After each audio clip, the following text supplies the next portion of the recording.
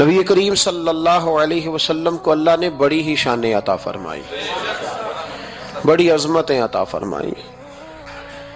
कहते हैं जी हुजूर की तालीमात ज्यादा बयान होनी चाहिए।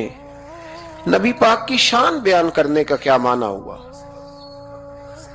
ये मिलाद का जलसा, मिराज की महफिल, हुजूर की अजमतें, शानें, ये क्यों बयान होती हैं? सवाल यह है उन दोस्तों से कि अल्लाह करीम ने कुरान मजीद में फरमाया कि इन्ना आतैना कल कौसर, महबूब बेशक हमने आपको खैर कसीर अता फरमाई।